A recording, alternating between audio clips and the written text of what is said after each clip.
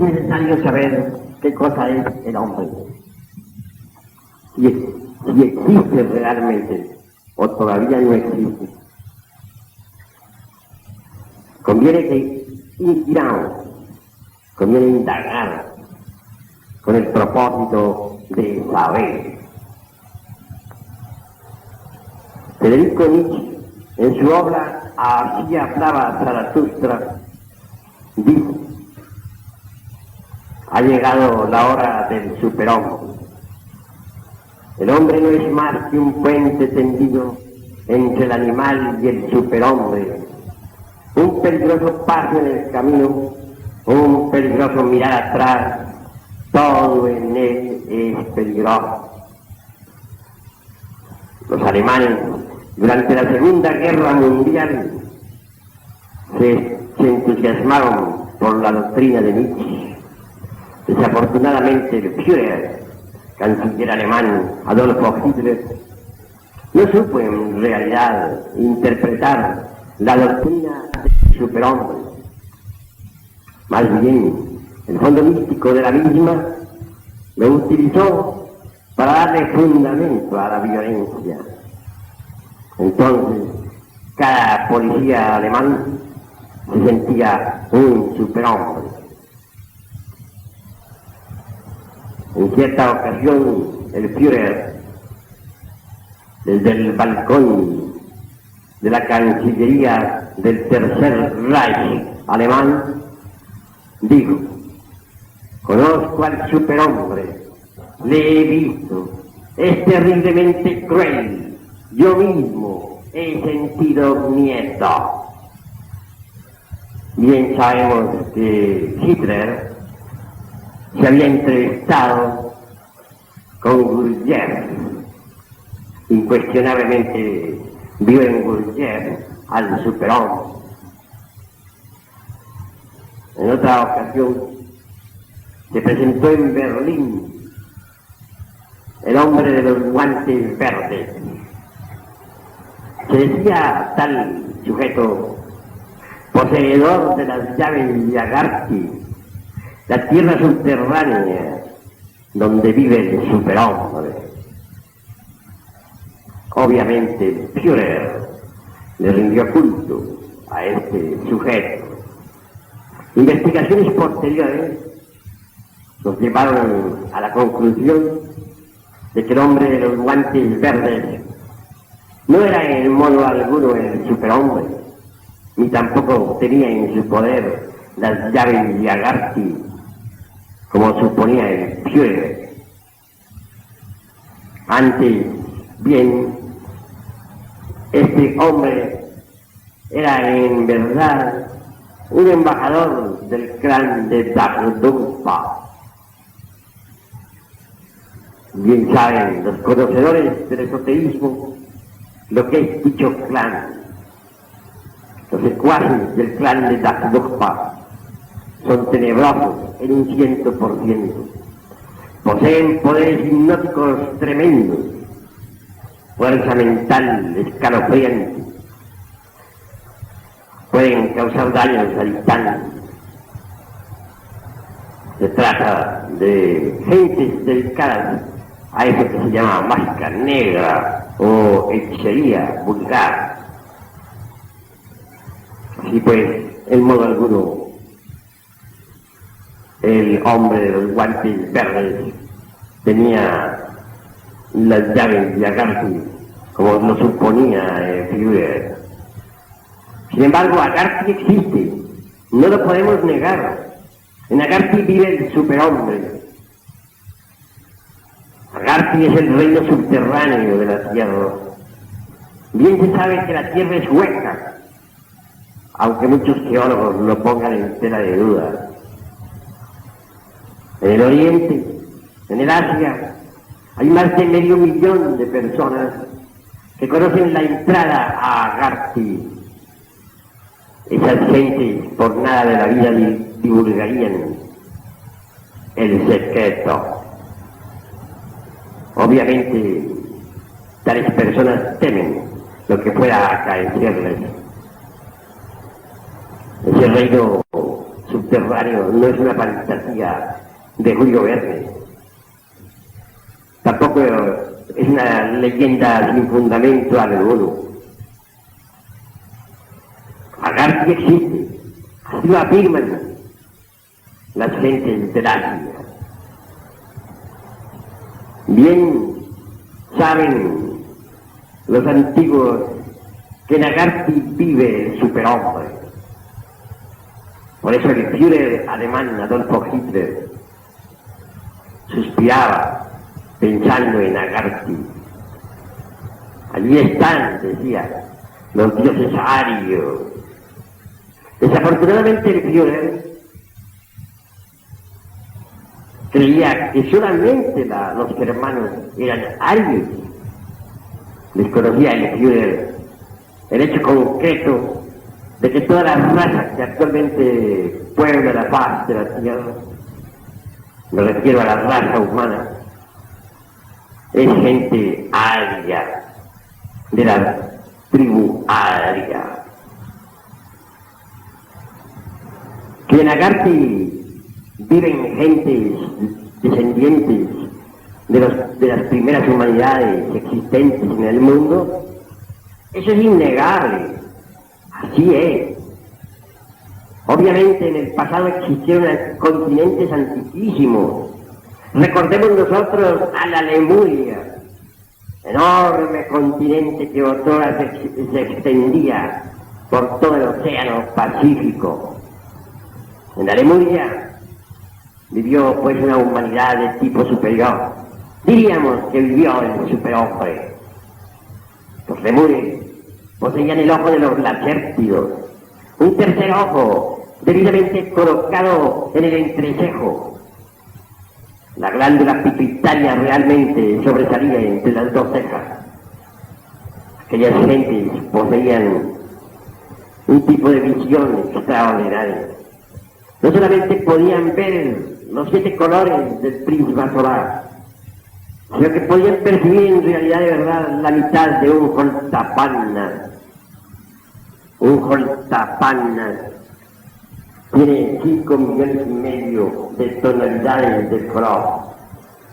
Esto quiere decir que los lemures podían percibir la mitad de esos 5,5 millones de tonalidades del color. Si pensamos en nuestros ojos actuales, que solamente pueden percibir los 7 colores básicos del prisma solar, unas cuantas tonalidades, nos daremos cuenta, en verdad, de que los ojos humanos se han atrofiado espantosamente. En la Lemuria, el ser humano podía percibir lo que hoy el ojo humano no alcanza a percibir. Podía ver las dimensiones superiores de la naturaleza y del cosmos. Podía distinguir a los habitantes de otros mundos del sistema solar. Podía ver el aura de los mundos. Los lemures eran verdaderos superhombres en el sentido más completo de la palabra. Tenían hasta 4 metros de estatura. Eran muy fuertes. Podían articular totalmente 300 consonantes y 51 vocales. Es decir, una capacidad ablativa como extraordinaria.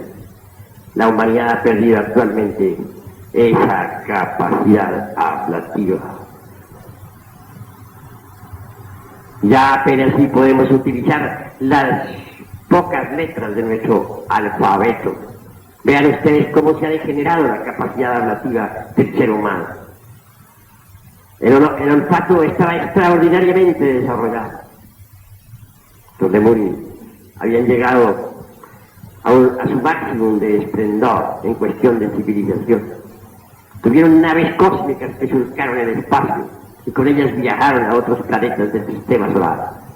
Aprendieron a extraer la energía atómica, no solamente del uranio, como lo estamos haciendo nosotros, sino de otros metales y piedras preciosas. Manejaban la fuerza nuclear, platicaban en el lenguaje purísimo de la divina lengua, como un río de oro corre bajo la selva espesa del sol. Los lemures tenían poder sobre los elementos. poder sobre el fuego flamígero, sobre el impetuoso aire, sobre las aguas tormentosas y sobre la perfumada tierra. Era el superhombre en el sentido más completo de la palabra. Que se hundió el continente Mu entre las embravecidas olas del Pacífico, es verdad, pero como restos de ese antiguo continente aún existe la Australia, la Oceanía, y frente a las costas del Perú, de Chile, digo, hay una isla maravillosa. Me refiero francamente a la isla de Pascua. Allí hay enormes monolitos, gigantescas figuras, talladas realmente por el superhombre, Paul Lemuy.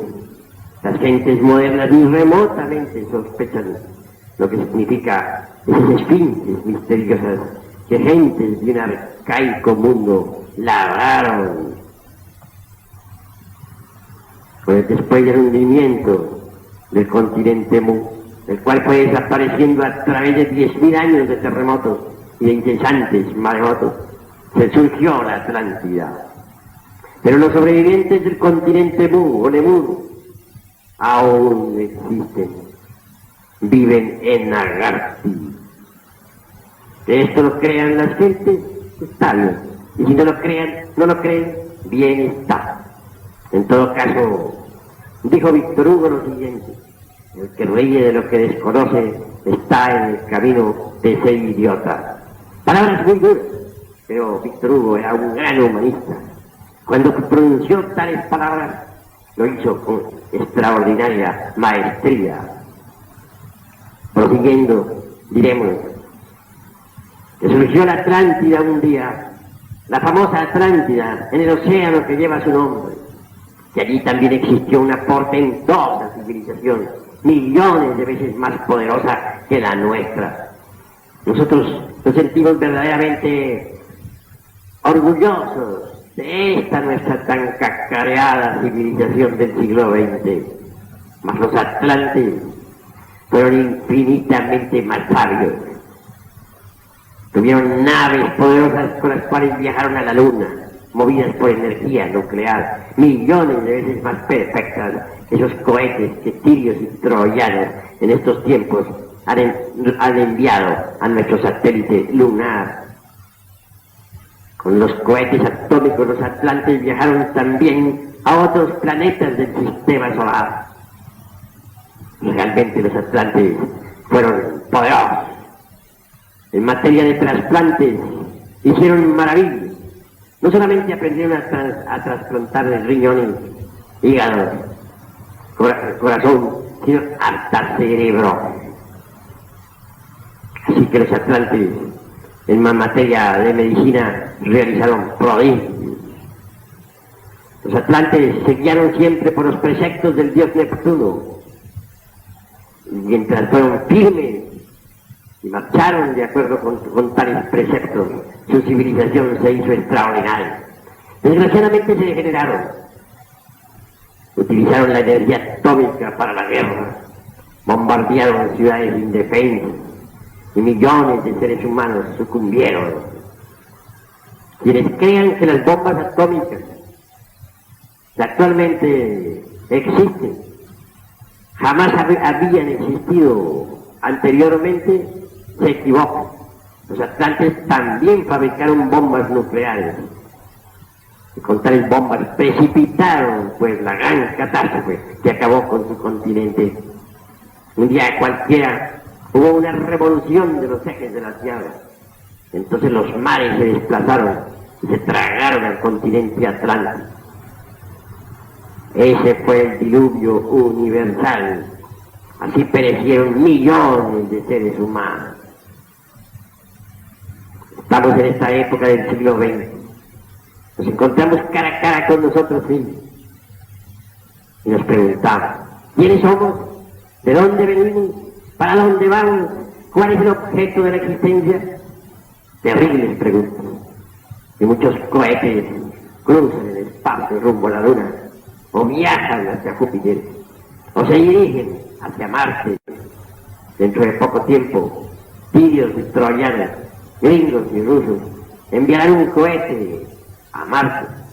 ¿Se proponen descender en ese planeta? No lo sé, solo sé únicamente que quedarán en órbita alrededor de Marte, y eso es todo.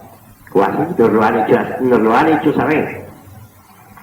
Mas en verdad digo, ¿qué es el hombre?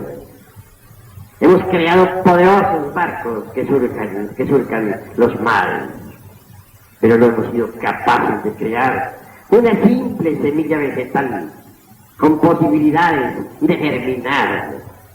Los científicos pueden elaborar un huevo artificial, pero de ese huevo jamás saldrá un pollo. Los científicos podrían hasta construir gametos masculino y femenino, es decir, zoospermos y óvulos, colocarlos en matrices, pero nunca habría una concepción. Jamás saldría de allí una nueva criatura. Se juega con lo que ya está hecho. Se hacen inseminaciones artificiales, se hacen trasplantes, se hacen injertos vegetales, pero los científicos continúan como siempre. No saben crear vida. Si ponemos las sustancias químicas de un zoospermo y de un óvulo sobre la mesa de un laboratorio y les pedimos a los científicos que hagan un zoospermo y que se fabriquen un óvulo y que unan al zoospermo con el óvulo, ellos lo harán, podrán hacer el zoospermo y tendrán suficiente inteligencia como para hacer el óvulo y podrán unir al zoospermo con el óvulo y depositarlo en un útero, en una matriz, pero pueden estar absolutamente seguros de que de ese invento no saldrá un hombre.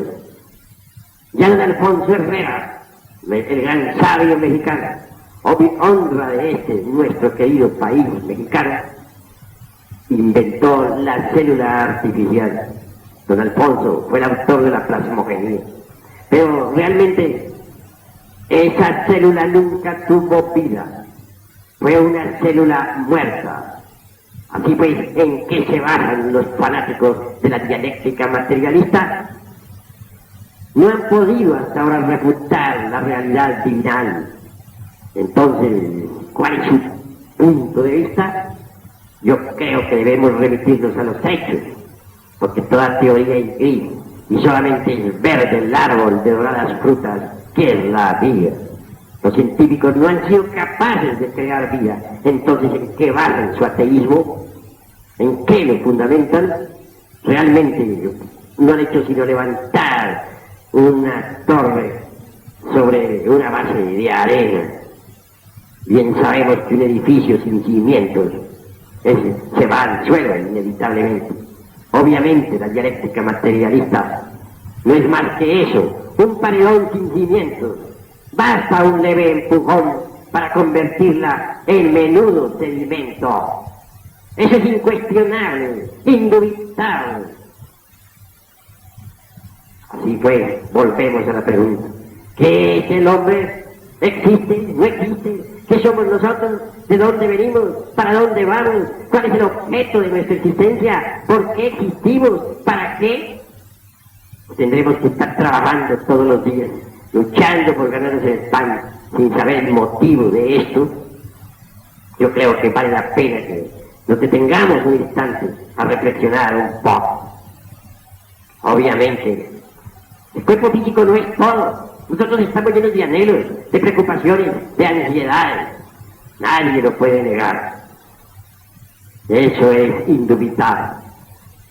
Hitler creía en el superhombre y nosotros también lo creemos. Sabemos que Agartha existe y que allí mora el superhombre. No lo negamos. Allí están los sobrevivientes de Lemuria y de Atlanta. Se ríen los que quieran. Esto en modo alguno afecta a la realidad. Pero Hitler no estaba relacionado con el superhombre como lo suponían sus secuaces en Berlín. Nosotros pensamos que antes de relacionarnos con el superhombre debemos, ante todo, investigar algo sobre el hombre. El hombre es algo que en el fondo no pasa de ser sino un enigma que no entendemos. Sin embargo, es necesario entender, inquirir. Empecemos con el cuerpo físico que tenemos. Tiene células. ¿Quién podría negarlo? Cada célula está compuesta por moléculas, y las moléculas están compuestas de átomos, y los átomos están compuestos por iones, y electrones, y neutrones, etcétera, etcétera, etcétera. Obviamente, si desintegramos cualquier átomo de nuestro cuerpo físico, liberamos energía. Esto es axiomático, esto no lo podría negar nadie, esto no lo ignoran los físicos atómicos. En última síntesis, el cuerpo físico es energía. ¿Quién podría negarlo? ¿Quién se atrevería? Así pues, vale la pena inquirir un poco, saber algo más sobre nosotros mismos. Obviamente, las células tienen un campo magnético. Esto lo ha descubierto totalmente la ciencia oficial. ¿Quién podría negar el campo magnético celular? ¿Quién podría negar los procesos electromagnéticos dentro de la célula viva? Los científicos conocen la mecánica de la célula, pero nada saben sobre su fondo vital. Obviamente el fondo vital es energía. Los videntes van más lejos. Dicen que hay un fondo vital. Dicen que el cuerpo humano tiene un nisus formativo. Y este es el lingua en realidad, o cuerpo vital, o cuerpo de la vida. Si a una persona se le arrancara el cuerpo vital en forma definitiva y para siempre, el cuerpo físico moriría. No podría sostenerse sin un cuerpo vital. Los científicos rusos tienen un aparato maravilloso, electrónico, mediante el cual han podido percibir claramente el cuerpo vital. Ahora lo denominan cuerpo bioplástico. Consecuencia o corolario, el materialismo dialéctico está quedando en el olvido, está siendo arrimado. Nuevos descubrimientos nos enseñan que la materia física no puede existir sin un fondo vital. Entonces vale la pena saber qué es ese fondo vital. Yo diría que es la parte tetradimensional del cuerpo físico. Quienes han despertado la clarividencia saben, y así es. Yo no podría negarles a ustedes que yo desperté la clarividencia, que soy clarividente y que veo el cuerpo vital en cualquier organismo viviente, en cualquier planta, en cualquier animal, en cualquier átomo del universo. Así que para mí el cuerpo vital es una realidad, pero no es todo. Más allá pues de la parte tetradimensional de nuestro cuerpo físico, más allá de ese nesus formativus sugerido por Immanuel Kant, el filósofo de Königsberg, está eso que podríamos denominar el ego, el yo, el mí mismo, el sí mismo. Indubitablemente, el superhombre no tiene ego. El superhombre lo único que tiene dentro es el ser. Y la razón de ser del ser es el mismo ser. Sé muy bien que el superhombre Yagarty está desprovisto de ego. En él mora exclusivamente el ser. Así pues, el superhombre de Nietzsche es tremendamente real, pero jamás podría entenderlo un Hitler o su secuaz. Así que, antes de poder nosotros alcanzar la estatura del superhombre, tenemos que saber qué es el hombre. Indubitablemente. Para ser hombre se exigen muchas condiciones. El pobre animal intelectual equivocadamente llamado hombre no reúne las condiciones del hombre, y mucho menos las del superhombre. El animal intelectual lo único que tiene más allá del asiento vital es el ego. No el yo subliminal de Minier, no el alter ego de Elena Petroni y Laura Bassi. No, el animal intelectual tiene dentro de sí al ego animal. Y este ego en sí no es más que una suma de elementos inhumanos que en nuestro interior cargamos. Electromagnéticos, diría uno. Ira, codicia, lujuria, envidia, orgullo, pereza, burla. Tales elementos inhumanos existen dentro de nosotros. Están representados por los agregados psíquicos inhumanos. Los tibetanos dicen que dentro de cada ser humano existen agregados psíquicos. y estos personifican siempre a nuestros defectos de tipo psicológico. Más allá de esto, ¿qué es lo que tiene el pobre animal intelectual? Gurdjieff diría la esencia. La tesis de Gurdjieff es exacta. Es la misma de los tibetanos, la misma de los lamas de Tsongkhapa, la misma de los lamas del Lama y de toda la meseta central del Tíbet. La esencia, sí, eso es lo grandioso que hay en nosotros, no lo negamos. Ha venido de las estrellas, de arriba, de Urania, de la galaxia en que vivimos. Pero desgraciadamente está enfrascada entre el ego, entre el yo, entre el mí mismo, entre el sí mismo. Por ello se procesa en virtud de su propio condicionamiento. Así que la esencia, la conciencia, está dormida en cada uno de nosotros. Esto es incuestionable, indubitable. Mas desgraciadamente las gentes ignoran que tienen la conciencia dormida. Se sienten despiertas. Y si uno a alguien le dice que está dormido, ese alguien pues podría sentirse ofendido. La cruda realidad de los hechos es que las gentes duermen, pero ignoran que duermen. No saben, y ni siquiera saben que no saben. La realidad es que todo el mundo duerme, y duerme profundamente. El superhombre de Nietzsche, los sobrevivientes de Lemuria y de Atlántida, en el reino subterráneo de Agarthy, no duermen. Quiero decir que no tienen la conciencia dormida, aun cuando su cuerpo físico duerma en un instante dado para el descanso, que es muy natural. La conciencia permanece siempre alerta y vigilante, como el vigía en época de guerra. El superhombre puede ver, oír, tocar y palpar las grandes realidades de los mundos internos. El animal intelectual no puede, su conciencia está dormida. Sueña que está despierto, sueña con el sueño tierra. En realidad, de verdad, es un sonámbulo, pero ignora que lo es. Continuando o prosiguiendo con estos análisis intelectuales, diremos lo siguiente. No se podría alcanzar la estatura del hombre si antes no se fabrican los cuerpos existenciales superiores del ser. En materia de parapsicología, mucho se ha hablado sobre el cuerpo astral, sobre el eidolon. Se han hecho experimentos con el eidolon.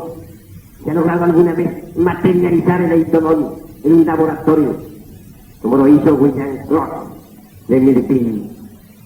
Lo hizo en presencia de muchos científicos. Desgraciadamente, las gentes aún viendo no ven. A estas horas, después de los experimentos de un William Rock, o después de las investigaciones que se hicieron con Eusapia Paladino en Nápoles, donde muchas mesas meditaban solas en el espacio, donde instrumentos musicales flotaban y eran tomados por manos invisibles que hacían resonar en el ambiente las más dulces sinfonías, ya no debería haber incredulidad en estas cosas. Pero si hace un experimento, asombra a unos cuantos y los demás siguen escépticos. Tendríamos que hacer experimentos que asombraran a 4.500 millones de personas si es que quisiéramos que el escepticismo mundial desapareciera. Pero estoy seguro que aún haciendo experimentos masivos para las multitudes, el escepticismo continuaría. Así que he dicho que el eidolon ha sido demostrado, pero desgraciadamente las gentes ignoran los experimentos que con el eidolon se han hecho. La realidad es que quien fabrique el cuerpo astral, es decir, el eidolon, con ese vehículo puede viajar fuera del cuerpo físico, puede visitar otros mundos del sistema solar, puede ponerse en contacto con el superhombre. Fabricar tal cuerpo es algo extraordinario, maravilloso. Ese cuerpo tiene que fabricarse con la misma energía que fabricó al cuerpo físico. Bien sabemos que fue la energía creadora del tercer lobo, la fuerza sexual, la que dio origen a este cuerpo de carne y hueso que aquí tenemos. Si no hubiéramos tenido un padre y una madre, nuestro cuerpo físico no existiría.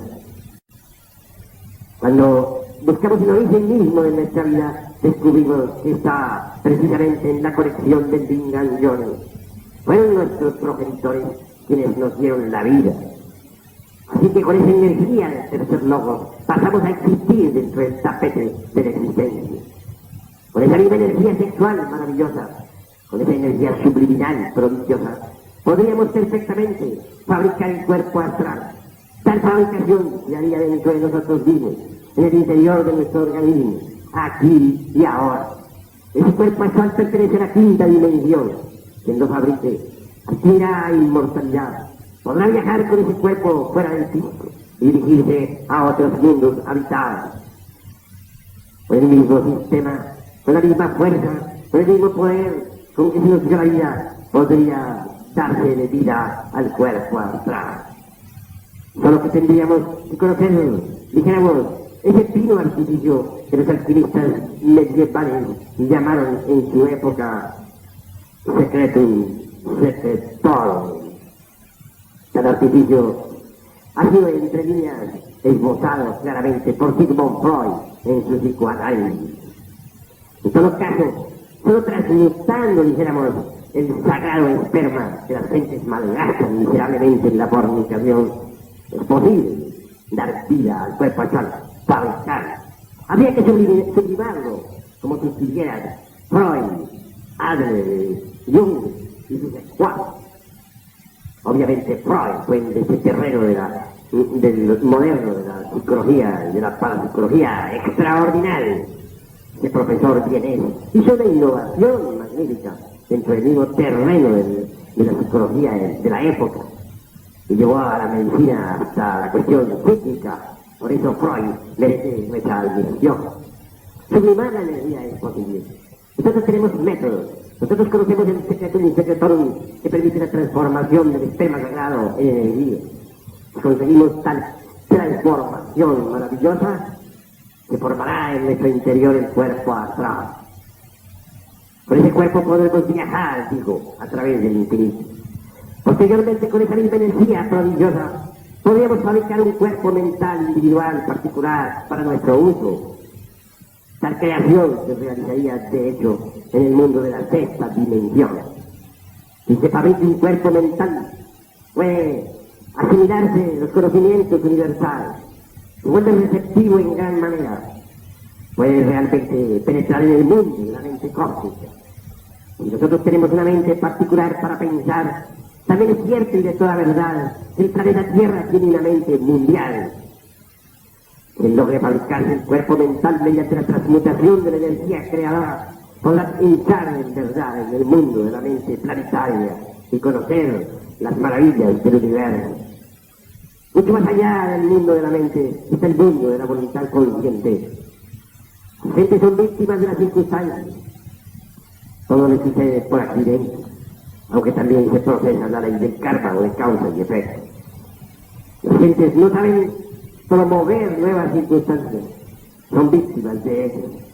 Cuando uno fabrica el cuerpo de la voluntad consciente, aprende a dirigir las circunstancias, se convierte en amo de sí mismo, puede dirigir sus propios procesos psíquicos. Ese cuerpo puede ser fabricado por medio de la transmutación sexual, siguiendo la escuela del psicoanálisis, la sublimación de la energía, la sublimación de la libido sexual. Obviamente la libido sexual se sublima a través del amor al arte, a la estética, a la belleza, a través de la música, a través de lo inefable, a través del sentir artístico. Pero el secreto y el secretorum, solamente en la escuela gnóstica lo tenemos. Y se les enseña a los neófitos a condición de una conducta recta. Quien haya fabricado los cuerpos astral, mental y causal, se convertirá en hombre. Es necesario convertirse en hombre, pero para ello hay que fabricar estos cuerpos. Una vez fabricados, ellos se penetran y compenetran entre sí, formando un todo. Y ese todo vive dentro del cuerpo físico de forma extraordinaria, maravillosa, solemne. Primero hay que crear al hombre. Cuando se han creado los cuerpos existenciales superiores del ser, se reciben los principios anímicos y espirituales. Entonces de verdad se convierte uno en un hombre. Así pues, antes de llegar a la estatura del superhombre, primero hay que crear al hombre. Hoy por hoy nosotros todos, empezando por mi insignificante persona que nada vale, somos animales intelectuales. Si colocamos nosotros un animal intelectual frente a un hombre, veremos la diferencia. Es gigantesco. Se parecen físicamente, pero sus estados psicológicos son diferentes. Ha llegado el momento, pues, de empezar a crear al hombre. El hombre es el rey de la creación. Tiene poderes sobre el fuego, sobre el aire, sobre las aguas y sobre la tierra. Los códices de Anáhuac dicen: los dioses crearon al hombre de madera, pero antes de crearlo, pero después de crearlo lo fusionaron con la divinidad. Luego añade: no todos los hombres logran fusionarse con la divinidad. Así que, para fusionarse uno con la divinidad, tiene que realizar trabajos sorprendentes. Tiene que eliminar de sí mismo los elementos inhumanos del ego: la ira, la codicia, la lujuria, la envidia, el orgullo, la pereza, la gula. Si un hombre no eliminara de sí mismo los elementos indeseables que en su interior cargase, se convertiría realmente en un Hanasmussen con doble centro de gravedad, en un aborto de la madre cósmica, en un fracaso. Se hace necesario, en verdad, eliminar los elementos innecesarios que existen en nuestra psiquis. Cuando eso se hace, cuando todos los elementos indeseables que en nuestro interior cargamos han sido desintegrados, entonces viene el despertar de la conciencia y la fusión con Dios, la integración con lo divinal. Es el momento en que ingresamos al reino del superhombre. Los gnósticos amamos al superhombre. Seguimos la senda que nos ha de conducir al superhombre. Tenemos los poderes del superhombre. Necesitamos en verdad para crear al hombre, pero siempre con miras a transformarle en superhombre. Así pues, el error más grave es suponer que ya hemos adquirido nosotros todos la estatura del hombre. Recordemos nosotros a Diógenes y su linterna en Atenas. Dicen que con una linterna se fue a mediodía buscando por ahí, por todas partes, a un hombre. Y llegó a uno de los sabios más grandes de Atenas y preguntó: ¿hay por aquí un hombre? Sí, no hay, todos nosotros somos hombres. No, ustedes no son hombres. La plaza pública está llena de hombres. Esos no son hombres, decía Diógenes. Y buscó a los científicos y a los religiosos y a todo el mundo. Y siempre que le preguntaban: ¿qué buscas, Diógenes?, respondía: un hombre. Con esa linterna encendida recorrió todo Atenas. Obviamente se echó de enemigos a los atenienses. Pero Diógenes Laercia tenía razón. Es muy difícil encontrar un hombre. Abundan los animales intelectuales por todas partes, pero no abunda el hombre. Si sobre la faz de la tierra existiera el hombre, ya no habrían guerras. La tierra entera sería un paraíso. Entonces todo sería de todo, y cada cual podría comer del árbol del vecino sin temor alguno. Mas desgraciadamente todavía sobre la faz de la tierra no existe el hombre. Debemos crearlo. No habrá paz, dicen los mayas, ni felicidad, ni armonía, ni belleza, etc., hasta que no nazca el hombre. Así oiremos, y así es. Desgraciadamente, todos nosotros estamos convencidos de haber alcanzado el estado del hombre. Estamos seguros de él. Y aquel que nos diga lo contrario nos ofende. Pero en realidad, de verdad, todavía el hombre no ha nacido. El hombre es el rey de la creación, el amo del universo. Tiene poder para mandar al fuego, para dirigir los aires y las tormentas, para caminar sobre las aguas como Jesús de Nazaret, o para hacer temblar la tierra. El hombre puede caminar sobre las tempestades y empuñar el rayo del poder, porque es el rey de la creación, rey de verdad. Desgraciadamente, nosotros nos creemos hombres, cuando en verdad ni siquiera somos capaces de gobernarnos a sí mismos. Todavía no hemos aprendido a dirigir nuestros procesos psicológicos a voluntad. Somos víctimas de las circunstancias, nos creemos muy sabios. Y en realidad, de verdad, fuéramos hombres en el sentido trascendental de la palabra, podríamos hasta prolongar la vida por millones de años, puesto que el hombre es el rey de la creación y no es esclavo. O somos reyes o no lo somos. Si no somos reyes de la creación, entonces no somos hombres. Porque no se puede concebir a un hombre que no sea rey de la creación. O es rey o no lo es. Si no es rey, no es hombre. Esa es la cruda realidad de los hechos. Sin embargo, podemos crear al hombre dentro de nosotros mismos, pero se necesita de la disponibilidad al hombre. Se necesita que estemos en verdad dispuestos a crear al hombre. El Sol está haciendo en estos momentos un gigantesco experimento. Quiere crear hombres. Durante la época de Abraham, el profeta hizo bastantes creaciones. Durante los primeros 8 siglos del cristianismo, el Sol logró crear algunos hombres. En la época medieval, creó hombres. Y en esta época de crisis mundial y de bancarrota de todos los principios, en esta época en que la humanidad se ha lanzado por el camino de la degeneración, el Sol se empeña como un supremo esfuerzo en crear hombres.